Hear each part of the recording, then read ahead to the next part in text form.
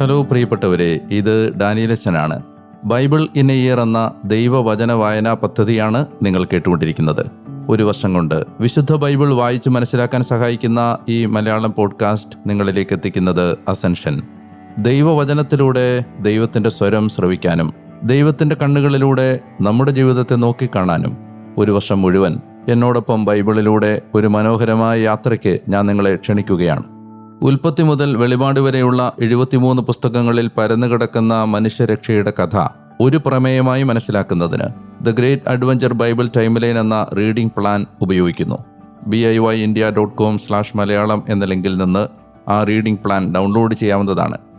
ഞാൻ വായിക്കാനായി ഉപയോഗിക്കുന്നത് POC പുറത്തിറക്കിയ മലയാളം ബൈബിളിൻ്റെ പരിഷ്കരിച്ച വിവർത്തനത്തിൽ നിന്നാണ്. ഇന്ന് ദിവസം 96. ഇന്നത്തെ വചന പാരായണത്തിൻ്റെ ഭാഗങ്ങൾ സാമുവേലിൻ്റെ 1-ാം പുസ്തകം അധ്യായങ്ങൾ 1ഉം 2ഉം. ഈ വചനം വായിക്കുന്നതോടൊപ്പം 149-ാം സങ്കീർത്തനം നമുക്കൊരുമിച്ച് പ്രാർത്ഥിക്കുകയും ചെയ്യാം. നാം വചനം വായിച്ചു തുടങ്ങുകയാണ്. നാം വചനം വായിക്കുമ്പോൾ വചനം നമ്മെ വായിക്കുന്നു. 1 സാമുവേൽ അധ്യായം 1. ഹന്നായുടെ ആകുലതയും പ്രാർത്ഥനയും.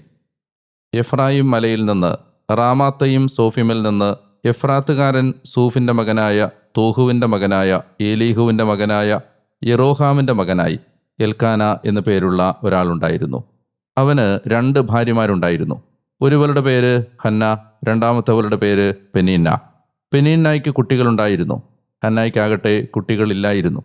ഷീലോയിൽ സൈന്യങ്ങളുടെ കർത്താവിന് ആരാധന അർപ്പിക്കാനും ബലി സമർപ്പിക്കാനുമായി പ്രസ്തുത ആൾ തൻ്റെ പട്ടണത്തിൽ നിന്ന് വർഷം തോറും കയറി ചെല്ലുമായിരുന്നു. അവിടെ കർത്താവിന് പുരോഹിതന്മാരായി ഏലിയുടെ 2 പുത്രന്മാർ ഹോഫ്നിയും ഫിനെഹാസും ഉണ്ടായിരുന്നു. ഏൽക്കാന ബലിയർപ്പിക്കുന്ന ദിവസമാകുമ്പോൾ അവൻ തൻ്റെ ഭാര്യ പെനീന്നായ്ക്കും അവരുടെ എല്ലാ പുത്രീപുത്രന്മാർക്കും ഓഹരികൾ കൊടുത്തിരുന്നു. അവൻ ഹന്നായെ സ്നേഹിച്ചിരുന്നെങ്കിലും അവൾക്ക് 1/2 ഓഹരിയെ നൽകിയിരുന്നുള്ളൂ. എന്തെന്നാൽ കർത്താവ് അവളുടെ ഗർഭപാത്രം അടച്ചിരുന്നു. കർത്താവ് അവളുടെ ഗർഭപാത്രം താൽക്കാലികമായി അടച്ചിരുന്നതിനാൽ സപത്നി അവളെ പ്രകോപിപ്പിച്ചുകൊണ്ട് അവളുടെ അസ്വസ്ഥത കൂട്ടിയിരുന്നു. മേൽ പറഞ്ഞതുപോലെ ആണ്ടുതോറും അവൻ ചെയ്തു പോന്നു. കർത്താവിൻ്റെ ഭവനത്തിൽ കയറിയിരുന്നപ്പോഴൊക്കെ മറ്റവൾ അവളെ പ്രകോപിപ്പിച്ചിരുന്നു.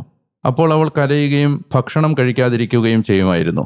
അവരുടെ ഭർത്താവായ എൽക്കാന അവളോട് ചോദിച്ചു, ഹന്ന, എന്തിനാണ് നീ കരയുന്നത്? നീ എന്താണ് ഭക്ഷിക്കാത്തത്? എന്തിന് നിന്റെ ഹൃദയം വിഷമിക്കുന്നു? ഞാൻ നിനക്ക് 10 പുത്രന്മാരെക്കാൾ മെച്ചപ്പെട്ടവനല്ലേ? ഷീലോയിൽ വെച്ച് ഭക്ഷിച്ചതിനും പാനം ചെയ്തതിനും ശേഷം ഹന്ന എഴുന്നേറ്റു. പുരോഹിതനായ ഏലി കർത്താവിൻ്റെ ആലയത്തിൻ്റെ വാതിൽപ്പടിയോട് ചേർന്ന് ഒരു പീഠത്തിൽ ഇരിക്കുകയായിരുന്നു. ആത്മതിക്തതയോടെ നീറിക്കരഞ്ഞ് അവൾ കർത്താവിനോട് പ്രാർത്ഥിച്ചു. അവളൊരു നേർച്ച നേർന്നുകൊണ്ട് പറഞ്ഞു, സൈന്യങ്ങളുടെ കർത്താവേ, അങ്ങയുടെ ദാസിയുടെ കഷ്ടത അങ്ങ് കടാക്ഷിക്കുകയും അങ്ങയുടെ ദാസിയെ മറക്കാതെ ഓർക്കുകയും അങ്ങയുടെ ദാസിക്ക് ഒരു പുരുഷ പ്രജയെ സമ്മാനിക്കുകയും ചെയ്താൽ അവൻ്റെ ജീവിതകാലം മുഴുവൻ അവനെ ഞാൻ കർത്താവിന് പ്രതിഷ്ഠിക്കും. അവൻ്റെ ശിരസിൽ ക്ഷൗരക്കത്തി സ്പർശിക്കുകയില്ല. കർത്തൃസന്നിധിയിലെ പ്രാർത്ഥന അവൾ ദീർഘിപ്പിച്ചപ്പോൾ ഏലി അവളുടെ അധരം ശ്രദ്ധിച്ചു. ഹന്ന തൻ്റെ ഹൃദയത്തിൽ സംസാരിക്കുകയായിരുന്നു. അവളുടെ അധരങ്ങൾ മാത്രമേ ചലിച്ചിരുന്നുള്ളൂ. അവളുടെ ശബ്ദം കേട്ടതുമില്ല. അതിനാൽ അവൾ മദ്യപയാണെന്ന് ഏലി തെറ്റിദ്ധരിച്ചു. ഏലി അവളോട് പറഞ്ഞു, എത്ര നേരം നീ ഉന്മത്തയായിരിക്കും? വീഞ്ഞിൽ നിന്ന് നീ വിട്ടുനിൽക്കൂ. ഹന്ന മറുപടിയായി പറഞ്ഞു, എൻ്റെ ഗുരു, അതല്ല. മനോവിഷമമുള്ള ഒരു സ്ത്രീയാണ് ഞാൻ. വീഞ്ഞോ ലഹരി പാനീയമോ ഞാൻ കുടിച്ചിട്ടില്ല. മറിച്ച് ഞാൻ കർത്തൃസന്നിധിയിൽ എൻ്റെ ആത്മനൊമ്പരങ്ങൾ ചൊരിയുകയായിരുന്നു. അങ്ങയുടെ ദാസിയെ കൊള്ളരുതാത്തവളായി കരുതരുതേ. തീവ്ര ആകുലതയും പ്രകോപനവും മൂലമാണ് എന്തൊക്കെയോ ഞാൻ പുലമ്പിപ്പോയത്. അപ്പോൾ ഏലി മറുപടിയായി പറഞ്ഞു, സമാധാനമായി പോവുക. ഇസ്രായേലിൻ്റെ ദൈവത്തിൽ നിന്ന് നീ അഭ്യർത്ഥിച്ച നിന്റെ ആഗ്രഹം അവിടുന്ന് സാധിച്ചു തരട്ടെ. അവൾ പറഞ്ഞു, അങ്ങയുടെ പരിചാരിക അങ്ങേ ദൃഷ്ടികളിൽ കനിവ് കണ്ടെത്തട്ടെ. അനന്തരം ആ സ്ത്രീ സാധാരണ നിലയിലായി. അവൾ ഭക്ഷണം കഴിച്ചു. പിന്നീട് ഒരിക്കലും അവൾക്ക് ആ മുഖഭാവം ഉണ്ടായതുമില്ല. സാമുവേലിൻ്റെ ജനനവും സമർപ്പണവും. അവർ പ്രഭാതത്തിൽ നേരത്തെ എഴുന്നേറ്റ് കർത്തൃസന്നിധിയിൽ ആരാധിച്ച ശേഷം റാമായിലെ തങ്ങളുടെ ഗൃഹത്തിലേക്ക് മടങ്ങിപ്പോന്നു. പിന്നെ ഏൽക്കാന തൻ്റെ ഭാര്യയായ ഹന്നായെ അറിഞ്ഞു. കർത്താവ് അവളെ അനുസ്മരിക്കുകയും ചെയ്തു. കാലചംക്രമണമനുസരിച്ച് ഹന്ന ഗർഭം ധരിച്ച് ഒരു പുത്രനെ പ്രസവിച്ചു. ഞാൻ കർത്താവിൽ നിന്ന് അവനെ തേടി എന്നതുകൊണ്ട് അവൾ അവൻ്റെ പേര് സാമുവേൽ എന്ന് വിളിച്ചു. മേൽപ്പറഞ്ഞ എൽക്കാനയും അവൻ്റെ കുടുംബം മുഴുവനും കർത്താവിനുള്ള വാർഷിക ബലിയും സ്വന്തം നേർച്ചയും അർപ്പിക്കാനായി കയറി ചെന്നപ്പോൾ ഹന്ന പോയില്ല. കാരണമായി അവൾ തൻ്റെ ഭർത്താവിനോട് പറഞ്ഞു, കുഞ്ഞിൻ്റെ മുലകുടി മാറുന്നതുവരെ കാക്കാം, പിന്നെ ഞാൻ അവനെ കൊണ്ടുചെല്ലാം. അവൻ കർത്തൃസന്നിധിയിൽ സന്നിഹിതനായി എന്നേക്കും അവിടെ വസിക്കും. അവളുടെ ഭർത്താവ് എൽക്കാന അവളോട് പറഞ്ഞു, നിന്റെ ദൃഷ്ടികളിൽ യുക്തമായത് ചെയ്തുകൊള്ളുക. അവൻ്റെ മുലകുടി മാറ്റുന്നതുവരെ നീ തങ്ങിക്കൊള്ളൂ. കർത്താവ് തൻ്റെ വാക്ക് സ്ഥിരീകരിക്കുക മാത്രം ചെയ്യട്ടെ. അങ്ങനെ അവൾ തൻ്റെ മകൻ്റെ മുലകുടി മാറ്റുന്നതുവരെ സ്തന്യം നൽകി തങ്ങി. അവൻ്റെ മുലകുടി മാറ്റിയതോടെ അവൾ അവനെ എടുത്ത് 3 കാളകൾ, 1 ഏഫാ ധാന്യപ്പൊടി, 1 തോൽക്കുടം വീഞ്ഞ് എന്നിവ സഹിതം ഷീലോയിലെ കർത്തൃഭവനത്തിലേക്ക് തന്നോടൊപ്പം കൊണ്ടുപോയി. ബാലൻ ചെറുപ്പമായിരുന്നു. അവർ കാളയെ ബലിയർപ്പിച്ചു. അനന്തരം ബാലനെ ഏലിയുടെ അടുക്കൽ കൊണ്ടുചെന്നു. അവൾ പറഞ്ഞു, എൻ്റെ നാഥ, അങ്ങയുടെ സജീവാത്മാവാണേ. നാഥ, ഇവിടെ അങ്ങയോടൊപ്പം കർത്താവിനോട് പ്രാർത്ഥിക്കാൻ നിലയുറപ്പിച്ച സ്ത്രീ തന്നെയാണ് ഞാൻ. ഈ കുഞ്ഞിനു വേണ്ടിയാണ് ഞാൻ പ്രാർത്ഥിച്ചത്. ഞാൻ കർത്താവിൽ നിന്ന് യാചിച്ച എൻ്റെ അഭ്യർത്ഥന അവിടുന്ന് എനിക്ക് നിറവേറ്റിത്തന്നു. ആകയാൽ ഞാൻ തന്നെയും അവനെ കർത്താവിന് വിട്ടുകൊടുത്തിരിക്കുന്നു. താൻ ഉള്ളിടത്തോളം അവൻ കർത്താവിനോട് പ്രതിബദ്ധനായിരിക്കും. അവർ അവിടെ കർത്താവിന് ആരാധന അർപ്പിച്ചു. 1 സാമുവേൽ അധ്യായം 2. ഹന്നായുടെ കർത്തൃകീർത്തനം. ഹന്ന പ്രാർത്ഥിച്ചുകൊണ്ട് ചൊല്ലി, എൻ്റെ ഹൃദയം കർത്താവിൽ ആനന്ദിക്കുന്നു. കർത്താവിലാണ് എൻ്റെ കൊമ്പ് ഉയർന്നിരിക്കുന്നത്. എൻ്റെ ശത്രുവിനെതിരെ ഞാൻ അട്ടഹസിക്കുന്നു. എന്തെന്നാൽ അവിടുത്തെ രക്ഷയിൽ ഞാൻ സന്തോഷിക്കുന്നു. കർത്താവിനെപ്പോലെ പരിശുദ്ധനായി ആരുമില്ല, അങ്ങയ്ക്ക് പുറമെ ആരുമില്ലല്ലോ. നമ്മുടെ ദൈവത്തെപ്പോലെ പാറയും വേറൊന്നില്ല. നിങ്ങൾ വമ്പൻ കാര്യങ്ങൾ സംസാരിച്ചു കൂട്ടരുത്. നിങ്ങളുടെ വായിൽ നിന്ന് ഗർവ് പുറപ്പെടാതിരിക്കട്ടെ. കാരണം കർത്താവ് അറിവുകളുടെ ദൈവമാണ്. താന്തോന്നിത്തരങ്ങൾ വിലയിരുത്തുന്നത് അവിടുന്നാണ്. വീരന്മാരുടെ വില്ല് ഒടിഞ്ഞതാണ്, ബലഹീനരാകട്ടെ ശക്തി അണിയുന്നു. സംതൃപ്തരായിരുന്നവർ അപ്പത്തിനായി സ്വയം പണയപ്പെടുത്തുന്നു. വിശക്കുന്നവരുടെ പശി അടങ്ങുന്നു. വന്ധ്യ പോലും 7 പ്രസവിക്കുന്നു. പുത്രസമ്പന്ന ദുർബലയാകുന്നു. നിഹനിക്കുന്നവനും ജീവിപ്പിക്കുന്നവനും കർത്താവാണ്. പാതാളത്തിലിറക്കുന്നവൻ തന്നെ കയറ്റുകയും ചെയ്യുന്നു. സമ്പത്തെടുക്കുന്നവനും സമ്പന്നനാക്കുന്നവനും കർത്താവ്, താഴ്ത്തുന്നവനും ഒപ്പം ഉയർത്തുന്നവനും അവിടുന്ന്. ദരിദ്രനെ ധൂളിയിൽ നിന്ന് എഴുന്നേൽപ്പിക്കുന്നവൻ അഗതിയെ കുപ്പയിൽ നിന്നുയർത്തും. പ്രഭുക്കന്മാരോടൊപ്പം ഇരുത്തുന്നതിന് തന്നെ മഹനീയ സിംഹാസനത്തിന് അവരെ അവകാശികളാക്കും. എന്തെന്നാൽ ഭൂമിയുടെ അടിത്തൂണുകൾ കർത്താവിൻ്റേതാണ്. അവയ്ക്കുമേൽ അവിടുന്ന് ലോകം സ്ഥാപിച്ചു. തൻ്റെ കാരുണികരുടെ പാദങ്ങൾ അവിടുന്ന് കാക്കും. ദുഷ്ടന്മാർ അന്ധകാരത്തിൽ നിശബ്ദരാക്കപ്പെടും. എന്തെന്നാൽ ശക്തി കൊണ്ടല്ല ഒരാൾ പ്രബലനാകുന്നത്. കർത്താവ് തൻ്റെ പ്രതിയോഗിയെ ഛിന്നഭിന്നമാക്കും. അവൻ്റെ മേൽ ആകാശത്തിൽ അവിടുന്ന് ഇടിമുഴക്കും. ഭൂമിയുടെ ദിഗന്ധങ്ങളെ കർത്താവ് വിധിക്കും. തൻ്റെ രാജാവിന് അവിടുന്ന് ശക്തി കൊടുക്കും. തൻ്റെ അഭിഷിക്തൻ്റെ കൊമ്പ് അവിടുന്ന് ഉയർത്തും. അനന്തരം എൽക്കാന റാമായിലേക്ക് തൻ്റെ ഭവനത്തിലേക്ക് യാത്രയായി. ബാലനാകട്ടെ പുരോഹിതനായ ഏലിയുടെ സമക്ഷം കർത്താവിനെ സേവിക്കുന്നവനായി. ഏലി പുത്രന്മാരുടെ സ്വഭാവദൂഷ്യം. ഏലിയുടെ കൊള്ളരുതാത്തവരായ പുത്രന്മാർ കർത്താവിനെ അറിഞ്ഞിരുന്നില്ല. ജനത്തോടുള്ള പുരോഹിത ധർമ്മവും. ഏതെങ്കിലും ഒരാൾ ബലിമൃഗത്തെ അറുത്തിട്ട് മാംസം പാകം ചെയ്യുമ്പോൾ പുരോഹിത ഭൃത്യൻ കയ്യിൽ മുപ്പല്ലിയുമായി വരും. വറചട്ടിയിലോ കുടത്തിലോ പാത്രത്തിലോ കലത്തിലോ മുപ്പല്ലി കൊണ്ട് കുത്തുമ്പോൾ അത് പൊക്കിയെടുക്കുന്നതെല്ലാം പുരോഹിതനെടുക്കും. അവിടെ ഷീലോയിൽ വന്നിരുന്ന ഇസ്രായേൽക്കാരോടെല്ലാം അവർ ഇപ്രകാരമാണ് പ്രവർത്തിച്ചത്. കൂടാതെ അവർ മേധസ് ധൂമിക്കുന്നതിന് മുമ്പ് തന്നെ അറക്കുന്നവനോട് പുരോഹിത ഭൃത്യൻ വന്ന് പറയും, പുരോഹിതന് വേണ്ടി ചുട്ടെടുക്കാൻ മാംസം തരിക. പച്ച മാംസമല്ലാതെ വേവിച്ചത് അദ്ദേഹം നിന്നിൽ നിന്ന് സ്വീകരിക്കുകയില്ല. അപ്പോൾ അയാൾ അവനോട് പറയും, തൽക്കാലം അവർ വിഘ്നം വിന മേധസ് ധൂമിക്കട്ടെ, എന്നിട്ട് നിന്റെ ആർത്തി അനുസരിച്ച് നിനക്ക് വേണ്ടത് എടുത്തോളൂ. എന്നാൽ അവൻ, പോരാ, ഇപ്പോൾ തന്നെ നീ തരണം, അല്ലെങ്കിൽ ഞാൻ ബലമായി എടുക്കും എന്ന് പറയുമായിരുന്നു. ആ ചെറുപ്പക്കാരുടെ കർത്തൃ സാന്നിധ്യത്തിലെ അതിക്രമം അതീവ ഗുരുതരമായിരുന്നു. എന്തെന്നാൽ കർത്തൃ കാണിക്കയായിരുന്നു ആ ആളുകൾ പുച്ഛിച്ചത്. സാമുവേലിൻ്റെ സന്തുഷ്ടമാതാവ്. ചണം കൊണ്ടുള്ള അരക്കച്ച ധരിച്ച ബാലൻ സാമുവേലാകട്ടെ കർത്തൃ സാന്നിധ്യത്തിൻ്റെ സേവകനായി തീർന്നു. അവൻ്റെ അമ്മ ഭർത്താവിനോടൊത്ത് ആണ്ടുതോറും വാർഷിക ബലി അർപ്പിക്കാനായി കയറി ചെല്ലുമ്പോൾ അവനുവേണ്ടി ഒരു കുറിയ അങ്കിയുണ്ടാക്കി അവനായി കരുതുമായിരുന്നു. എൽക്കാനയെയും സഹധർമ്മിണിയെയും അനുഗ്രഹിച്ചുകൊണ്ട് ഏലി പറയും, ഈ മഹതി കർത്താവിനോട് ഇരന്ന് നേടിയ ഭിക്ഷാവസ്തുവിന് പകരം കർത്താവ് ഇവളിൽ നിന്ന് നിനക്ക് സന്താന സൗഭാഗ്യം ഉളവാക്കട്ടെ. അപ്പോൾ അവർ സ്വസ്ഥാനത്തേക്ക് യാത്രയാകും. കർത്താവ് ഹന്നായെ സന്ദർശിച്ചതുമൂലം അവൾ ഗർഭം ധരിച്ച് 3 പുത്രന്മാരെയും 2 പുത്രിമാരെയും പ്രസവിച്ചു. ബാലനായ സാമുവേലാകട്ടെ കർത്താവിൻ്റെ ചാരെ വളർന്നു. ഏലി എന്ന സന്തപ്ത പിതാവ്. ഏലി പടുവൃദ്ധനായി. തൻ്റെ പുത്രന്മാർ ഓരോ ഇസ്രായേൽക്കാരനോടും ചെയ്തിരുന്ന സർവ്വതും സമാഗമ കൂടാരവാതിൽക്കൽ സേവികമാരായ സ്ത്രീകളോടൊത്ത് ശയിച്ചിരുന്നതും അവൻ കേട്ടു. അവൻ അവരോട് പറഞ്ഞു, ഈ ജനം മുഴുവനിൽ നിന്നും നിങ്ങളുടെ ദുഷ്പ്രവൃത്തികളെക്കുറിച്ച് ഞാൻ കേൾക്കുന്നല്ലോ. എന്തുകൊണ്ടാണ് നിങ്ങൾ ഇതുപോലുള്ള കാര്യങ്ങൾ ചെയ്യുന്നത്? എൻ്റെ മക്കളെ അരുത്. കർത്താവിൻ്റെ ജനം പ്രചരിപ്പിക്കുന്നതായി ഞാൻ കേൾക്കുന്ന ശ്രുതി നല്ലതായിരുന്നെങ്കിൽ, വ്യക്തിയോട് പാപം ചെയ്താൽ ദൈവം അവനുവേണ്ടി മാധ്യസ്ഥം വഹിക്കും. എന്നാൽ ഒരുവൻ കർത്താവിനോട് പാപം ചെയ്താൽ അവനുവേണ്ടി ആര് മാധ്യസ്ഥം വഹിക്കും? പക്ഷേ അവർ തങ്ങളുടെ പിതാവിൻ്റെ സ്വരം ചെവിക്കൊണ്ടില്ല. കാരണം അവരെ നശിപ്പിക്കാൻ കർത്താവ് നിശ്ചയിച്ചിരുന്നു. ബാലനായ സാമുവേലാകട്ടെ കർത്താവിൻ്റെ മുമ്പിലും ആളുകളുടെ മുമ്പിലും വളർന്ന് ഉത്തമനായി തീർന്നു. ഏലിയുടെ കുടുംബത്തിന് ദുരന്തം. ഏലിയുടെ അടുക്കൽ ഒരു ദൈവപുരുഷൻ വന്ന് അവനോട് പറഞ്ഞു, കർത്താവ് ഇങ്ങനെ അരുളി ചെയ്യുന്നു, നിന്റെ പിതൃഭവനം ഈജിപ്തിൽ ഫറവോയുടെ ഭവനത്തിൻ്റേതായിരിക്കുമ്പോൾ ഞാൻ എന്നെ തന്നെ അതിന് സവിശേഷമായി വെളിപ്പെടുത്തിയതല്ലേ?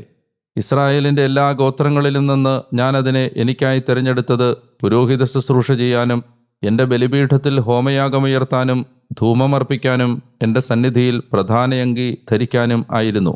ഇസ്രായേലിയരുടെ അഗ്നിയിലുള്ള അർപ്പണങ്ങൾ അത്രയും ഞാൻ നിന്റെ പിതൃഭവനത്തിന് നൽകി. എന്നിട്ടും എന്തുകൊണ്ടാണ് ആലയത്തിനു വേണ്ടി ഞാൻ കൽപ്പിച്ചിട്ടുള്ള എൻ്റെ ബലിവസ്തുവിലും കാഴ്ചവസ്തുവിലും നിങ്ങൾ തൊഴിക്കുന്നത്? എന്നെക്കാൾ നിന്റെ പുത്രന്മാരെയാണ് നീ ആദരിക്കുന്നത്. എൻ്റെ ജനത്തിനുള്ള ഇസ്രായേൽക്കാരുടെ കാഴ്ചവസ്തു ഓരോന്നിൻ്റെയും മെച്ചപ്പെട്ട ഭാഗം കൊണ്ട് നിങ്ങളെ തന്നെ തടിച്ചു കൊഴിപ്പിക്കുന്നതിനാണിത്. അതിനാൽ ഇസ്രായേലിൻ്റെ ദൈവമായ കർത്താവിൻ്റെ വെളിപാട്, നിന്റെ ഭവനവും നിന്റെ പിതൃഭവനവും എന്നേക്കും എൻ്റെ മുമ്പിൽ വ്യാപരിക്കുമെന്ന് ഞാൻ ഉറപ്പായി അരുൾ ചെയ്തിരുന്നു. എന്നാൽ ഇപ്പോൾ ഞാനത് നിവർത്തിക്കാൻ ഇടയാകാതിരിക്കട്ടെ. എന്തെന്നാൽ എന്നെ ബഹുമാനിക്കുന്നവനെ ഞാൻ ബഹുമാനിക്കും, എന്നെ നിന്ദിക്കുന്നവൻ അവഗണിക്കപ്പെടും. കർത്താവിൻ്റെ വെളിപാട്, നിന്റെ വീട്ടിൽ വൃദ്ധജനം ഉണ്ടാകാത്ത വിധം ഞാൻ നിന്റെ കരവും നിന്റെ പിതൃഭവനത്തിൻ്റെ കരവും മുറിക്കുന്ന ദിവസങ്ങൾ ഇതാ വരുന്നു. ഇസ്രായേലിനെ ഐശ്വര്യമുള്ളതാക്കുന്നതെല്ലാം ആലയദ്രോഹിയായി നീ ഉറ്റുനോക്കും. പക്ഷേ നിന്റെ കുടുംബത്തിൽ വൃദ്ധജനം ഒരു നാളും ഉണ്ടായിരിക്കുകയില്ല. നിനക്കുള്ളയാളെ ഞാൻ എൻ്റെ ബലിപീഠത്തിൽ നിന്ന് വിച്ഛേദിക്കുകയില്ല. നിന്റെ കണ്ണുകളെ മങ്ങിക്കുന്നതിനും നിന്റെ ജീവനെ ക്ഷയിപ്പിക്കുന്നതിനുമായി നിന്റെ ഭവനത്തിൻ്റെ പ്രധാനികളായ വ്യക്തികളെല്ലാം മരിക്കും. നിന്റെ ഇരുപുത്രന്മാരായ ഹോഫ്നിക്കും ഫിനെഹാസിനും വന്നു ഭവിക്കുന്നത് നിനക്ക് ഒരടയാളമായിരിക്കും. അവരിരുവരും ഒരേ ദിവസം മരിക്കും. എന്നാൽ എൻ്റെ ഹൃദയത്തിലും ആത്മാവിലുമുള്ളതനുസരിച്ച് പ്രവർത്തിക്കുന്ന വിശ്വസ്തനായ ഒരു പുരോഹിതനെ എനിക്ക് വേണ്ടി ഞാൻ സ്ഥാപിക്കും. അവനു വേണ്ടി ഒരു വിശ്വസ്ത ഭവനം ഞാൻ പണിയും. അവൻ ആയുഷ്കാലം അത്രയും എൻ്റെ അഭിഷിക്തൻ്റെ സന്നിധിയിൽ വ്യാപരിക്കും. നിന്റെ കുടുംബത്തിൽ അവശേഷിക്കുന്ന ഓരോരുത്തനും ഒരു വെള്ളിക്കാശിനും ഒരപ്പത്തിനുമായി അവന് പ്രണാമമർപ്പിക്കാൻ വരും.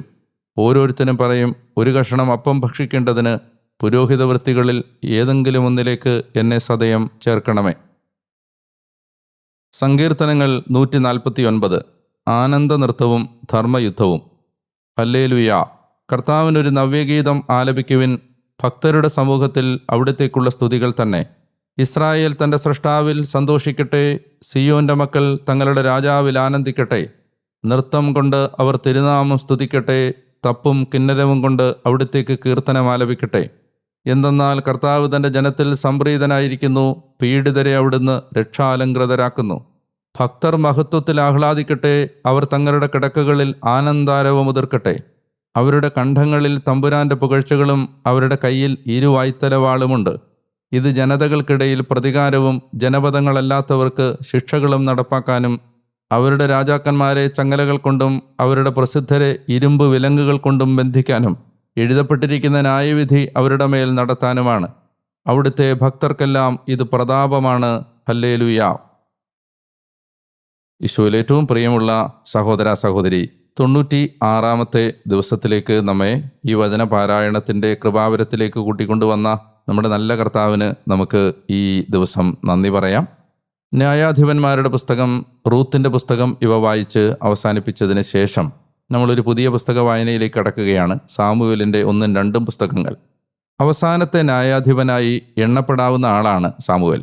ഈ സാമുവേലിൻ്റെ ജീവിതം അധപതിച്ചു പോയ ഒരു ജനതയുടെ വിശ്വാസ തകർച്ചയുടെ നാളുകളിൽ ദൈവം അവശേഷിപ്പിച്ച ചില പ്രകാശകിരണങ്ങളിലെ അപൂർവമായ ചില അവശേഷിപ്പുകളായിരുന്നു. ജോഷുവയും ന്യായാധിപന്മാരും റൂത്തും വായിച്ചപ്പോൾ ചില വിശ്വസ്തരായ സ്ത്രീകളെ നാം പരിചയപ്പെട്ടു. ഉദാഹരണത്തിന് റാഹാബ്, റൂത്ത് തുടങ്ങിയ സ്ത്രീകൾ. ഈ വിശ്വസ്തരായ സ്ത്രീകൾ ദൈവത്തിൽ നിന്ന് മറുതലിച്ച് ദൈവ പദ്ധതികളെ തകിടം മറിക്കാൻ ശ്രമിച്ച ഒരു മഹാഭൂരിപക്ഷത്തിൻ്റെ നടുവിൽ കർത്താവിൻ്റെ രക്ഷാപദ്ധതിയുടെ ബാറ്റണും കൈകളിലേന്തി ഈ രക്ഷയുടെ വഴിയെ മുന്നോട്ട് നയിക്കാൻ സഹായിച്ചവരാണ്. ഇപ്പോൾ ഇതാ സാമുവേലിൻ്റെ പുസ്തകത്തിൽ വിശ്വാസത്തിൻ്റെ മറ്റൊരു മഹാവനിതയെ നാം കാണുകയാണ്. അവരുടെ പേരാണ് ഹന്ന.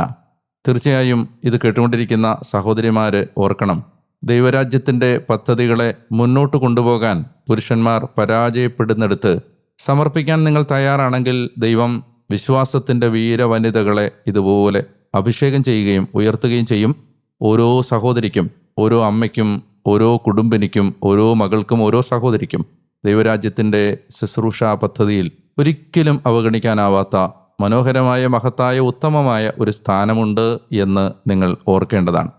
ഏലിയുടെ പുത്രന്മാർ ദുഷിച്ചവരായിരുന്നു, എന്നാൽ സാമുവേൽ വിശ്വസ്തനായിരുന്നു. ബൈബിളിലുടനീളം കാണുന്ന അവിശ്വസ്തരും വിശ്വസ്തരും തമ്മിലുള്ള ഒരു വേർതിരിവ്, കതിരും പതിരും തമ്മിലുള്ള ഒരു വേർതിരിവ്, നല്ലതും മോശവും തമ്മിലുള്ളൊരു വേർതിരിവ് ഇവിടെയും നമുക്ക് കാണാൻ കഴിയും. പ്രത്യേകിച്ച് ഈ അന്ത്യനാളുകളിൽ പ്രിയമുള്ളവരെ നമ്മൾ ഓർക്കേണ്ടത്, ദൈവം എപ്പോഴും ഈ നാളുകളിലുണ്ടാകുന്ന എല്ലാ അനുഭവങ്ങളിലൂടെയും വിശ്വാസമുള്ളവരെയും വിശ്വാസമില്ലാത്തവരെയും വേർതിരിച്ചുകൊണ്ടിരിക്കുകയാണ്. എനിക്ക് തോന്നാറുണ്ട്, ഇനി സഭയിലെ ദൈവജനത്തെ ദൈവം അടയാളപ്പെടുത്താൻ പോകുന്നത് ഏത് സഭ, ഏത് ആരാധനക്രമം, ഏത് ഡിനോമിനേഷൻ, കത്തോലിക്ക സഭയിലെ ഏത് റീത്ത്, ഇങ്ങനെയൊന്നും ആയിരിക്കില്ല. ഇനി ദൈവസഭാ മക്കളെ വേർതിരിക്കാൻ പോകുന്നത് ഈ രണ്ട് കാറ്റഗറിയിലാണ്. ഒന്ന് ക്രിസ്തുവിൻ്റെ കൂടെയുള്ളവർ, രണ്ട് ക്രിസ്തുവിൻ്റെ കൂടെയില്ലാത്തവർ. ഒന്ന് വിശ്വസ്തർ, രണ്ട് അവിശ്വസ്തർ. ഒന്ന് ജീവൻ്റെ വഴിയെ നടന്ന് പരിചയിച്ചവർ, രണ്ട് മരണത്തിൻ്റെ വഴിയെ നടക്കുന്നവർ. മറ്റെല്ലാ വ്യത്യാസങ്ങളും അപ്രസക്തങ്ങളാണ്. ഇവിടെ ഒരു വശത്ത് സാമുവേലും മറുവശത്ത് ഏലിയുടെ പുത്രന്മാരും. വിശ്വസ്തനായിട്ട് സാമുവേൽ ശുശ്രൂഷ ചെയ്യുമ്പോൾ ഏലിയെ നമ്മൾ കാണുന്നത് ഒരു പീഠമിട്ട് ഇരിക്കുന്നതായിട്ടാണ്. യഹൂദ പുരോഹിതന്മാർ സാധാരണഗതി അവരുടെ പോസ്ചർ സ്റ്റാൻഡിങ് പോസ്ചറാണ്, നിൽക്കുന്നതാണ്. ഏലിയുടെ ഈ പുസ്തകത്തിൻ്റെ ആരംഭത്തിലും പിന്നീട് ഏലിയുടെ മരണം വിവരിക്കുന്ന ഭാഗത്തും പീഠമിട്ടിരിക്കുന്നതായി ബൈബിൾ, പ്രത്യേകിച്ച് ഹെബ്രായ ഭാഷയിൽ എഴുതപ്പെട്ട ഒരു കൃതി വിവരിക്കുമ്പോൾ അതിന് സൂചനകളുണ്ട്. ഒരു പ്രധാനപ്പെട്ട സൂചന, ദേശത്ത് മുഴുവൻ അവിശ്വസ്തതയും അവിശ്വാസവും ദൈവനിഷേധവും വിഗ്രഹാരാധനയും തിന്മകളും പെരുകുമ്പോഴും അതിനെക്കുറിച്ചൊന്നും ഭാരപ്പെടാതെ ഈ മനുഷ്യൻ വളരെ ശാന്തനായി, സംതൃപ്തനായി, വളരെ ബൾക്കിയായി, വളരെ ശരീരം തടിച്ചു കൊടുത്ത് അയാളുടെ കാര്യങ്ങളിൽ മാത്രം ശ്രദ്ധ ഊന്നി വളരെ കണ്ടന്റഡായിട്ട് ജീവിച്ചു. ദൈവരാജ്യത്തിൻ്റെ മുന്നോട്ടുള്ള ഗതിയെ തടസ്സപ്പെടുത്തുന്ന അവിശ്വസ്തതയെയും പാപത്തെയും കുറിച്ച് ഗൗരവമാകാതെ തികച്ചും കംഫർട്ടബിളായൊരു ജീവിതം നയിക്കുന്ന ഒരു പുരോഹിതൻ. അപ്പോഴാണ് ഹന്ന അവിടെ പ്രാർത്ഥിക്കാൻ എത്തുന്നതും അവളുടെ ദുഃഖം, മക്കളില്ല എന്നുള്ള വേവലാതി, അവഗണന, അപമാനം അവൾ പ്രാർത്ഥനയാക്കി മാറ്റുന്നതും, ദൈവത്തിൽ നിന്ന് അവൾക്ക് സാമുവേൽ എന്ന മനോഹരമായ സമ്മാനം ലഭിക്കുന്നതും, പിന്നീട് അവൾ അതിന് നന്ദി പറയാനായി ദേവാലയത്തിലേക്ക് എത്തുന്നതും. ഈ 4 കാര്യങ്ങൾ മറക്കരുത്. ദുഃഖങ്ങളെ പ്രാർത്ഥനകളാക്കി മാറ്റണം. പ്രാർത്ഥനയ്ക്ക് തീർച്ചയായും മറുപടി ഉണ്ടാവും. മറുപടി കിട്ടുമ്പോൾ ദൈവത്തെ മറക്കാതിരിക്കണം.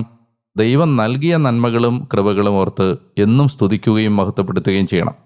ഏലിയോടുള്ള ദൈവത്തിൻ്റെ ആരോപണം, പ്രവാചകന്റെ ആരോപണം, ദൈവത്തെക്കാൾ അധികം നീ നിന്റെ പുത്രന്മാരെ മാനിക്കുന്നു എന്നതായിരുന്നു. ദൈവത്തെക്കാൾ അധികം ഭാര്യയെയോ ഭർത്താവിനെയോ മാതാവിനെയോ പിതാവിനെയോ മക്കളെയോ വിലമതിക്കുന്ന ആരും എനിക്ക് യോഗ്യനല്ല എന്ന് പറഞ്ഞ യേശുവിടെ വാക്കുകൾ നിങ്ങൾ ഓർക്കുക. കർത്താവിനെ ബഹുമാനിക്കുന്നവനെ അവിടുന്ന് ബഹുമാനിക്കും, കർത്താവിനെ അവഗണിക്കുന്നവനെ അവിടുന്ന് അവഗണിക്കും. അവസാനമായിട്ട് പുരോഹിതൻ്റെ ആശീർവാദമാണ് ഹന്നായുടെ വന്ധ്യത എടുത്തു മാറ്റുന്നത്. നിങ്ങൾക്ക് എവിടെ വെച്ച് ഒരു പുരോഹിതൻ്റെ ആശീർവാദം, അയാൾ എത്ര നല്ലവനോ മോശപ്പെട്ടവനോ എന്ന തരംതിരിവ് നടത്താതെ, അയാൾ ഒരു പുരോഹിതനാണെങ്കിൽ ഒരു പുരോഹിതൻ്റെ ആശീർവാദത്തിന് വലിയ വിലയുണ്ട്. ലോകത്തിൻ്റെ ഏത് ഭാഗത്ത് എവിടെ വെച്ചൊരു പുരോഹിതനെ കണ്ടാലും ഒരു ആശീർവാദത്തിന് വേണ്ടി തലകുനിക്കുന്നത് ഒരു അനുഗ്രഹമാണ്, ഒരു നന്മയാണ്. നല്ല സന്തോഷമുള്ളൊരു ദിവസം നിങ്ങൾക്കുണ്ടാവട്ടെ എന്ന് ഞാൻ പറയുന്നത് ആത്മാർത്ഥമായിട്ടാണ്. ഞാൻ തീർച്ചയായും അത് ആഗ്രഹിക്കുന്നു. നിങ്ങളുടെ ജീവിതം ഇന്ന് വളരെ നന്മ നിറഞ്ഞതായി മാറട്ടെ. നല്ല കർത്താവേ, ഈ നിമിഷം ഈ വാക്കുകൾ കേട്ടുകൊണ്ടിരിക്കുന്ന ഈ മക്കൾക്ക് വേണ്ടി ഞാൻ പ്രാർത്ഥിക്കുന്നു. സാമുവേലിനെ പോലെ മരണം വരെയും വിശ്വസ്തരായിരിക്കാൻ ഞങ്ങൾക്ക് ആഗ്രഹമുണ്ട്. ഞങ്ങളെ സഹായിക്കണമേ. ഹന്നായെ പോലെ ഞങ്ങളുടെ ദുഃഖങ്ങളെ പ്രാർത്ഥനാഗീതങ്ങളാക്കി മാറ്റാനും ദൈവം തരുന്ന നന്മകളെ ഒരിക്കലും മറന്നു പോകാതിരിക്കാനും ഞങ്ങളെ സഹായിക്കണമേ. ദേശം മുഴുവൻ അവിശ്വസ്തതയുടെ ആഴങ്ങളിലേക്ക് കൂപ്പുകുത്തിപ്പോകുമ്പോഴും വിശ്വസ്തരായി മാറി നിൽക്കാനുള്ള കൃപ ഞങ്ങൾക്ക് നൽകണമേ. ഏലിയുടെ പുത്രന്മാരെ പോലെ ദൈവശുശ്രൂഷയെ അനാദരിക്കാതിരിക്കാനുള്ള കൃപ ഞങ്ങൾക്ക് നൽകണമേ. പ്രിയപ്പെട്ടവരെ, പുരോഹിതൻ്റെ ആശീർവാദം നിങ്ങൾക്ക് ഞാൻ നൽകുകയാണ്. സംഖ്യയുടെ പുസ്തകത്തിൻ്റെ 6-ാം അധ്യായത്തിലെ പുരോഹിത ആശീർവാദം. കർത്താവ് നിന്നെ അനുഗ്രഹിക്കുകയും പരിപാലിക്കുകയും ചെയ്യട്ടെ. കർത്താവ് തൻ്റെ മുഖം നിന്റെ നേർക്ക് പ്രകാശിപ്പിക്കുകയും നിന്നിൽ കനിയുകയും ചെയ്യട്ടെ. കർത്താവ് തൻ്റെ മുഖം നിന്റെ നേരെ ഉയർത്തുകയും നിനക്ക് സമാധാനം നൽകുകയും ചെയ്യട്ടെ. യേശുവിൻ്റെ നാമത്തിൽ ആമേൻ. പ്രിയപ്പെട്ടവരെ, ഈ കേട്ടുകൊണ്ടിരിക്കുന്ന പോഡ്കാസ്റ്റ് നിങ്ങൾ സബ്സ്ക്രൈബ് ചെയ്താൽ നിങ്ങൾക്ക് മുടക്കം കൂടാതെ ഈ വചന വായനയിൽ പങ്കെടുക്കാൻ കഴിയും. പ്രിയപ്പെട്ടവരോട്, സുഹൃത്തുക്കളോട്, നിങ്ങൾക്ക് പരിചയമുള്ളവരോട് ഈ വചന വായനാ പദ്ധതിയെ നിങ്ങൾ പരിചയപ്പെടുത്താൻ മറക്കരുത്. നാളെ നിങ്ങളെ വീണ്ടും കാണുന്നത് വരെ നിങ്ങളെ കാണാനും നിങ്ങളോട് സംസാരിക്കാനും ഒരുമിച്ച് വചനം വായിക്കാനും ഞാൻ കൊതിയോടെ കാത്തിരിക്കുന്നു. അതുവരെയും നിങ്ങൾ അറിയണം, ഞാൻ ഡാനിയേലച്ചൻ, ഞാൻ നിങ്ങൾക്ക് വേണ്ടി പ്രാർത്ഥിച്ചുകൊണ്ടേയിരിക്കുകയാണ്. അതുവരെ സ്നേഹിക്കാം, പ്രാർത്ഥിക്കാം, ഈശോയെ പങ്കുവെക്കാം. വീണ്ടും കാണാമെന്ന പ്രാർത്ഥനയോടെ, പ്രതീക്ഷയോടെ. പീസ്.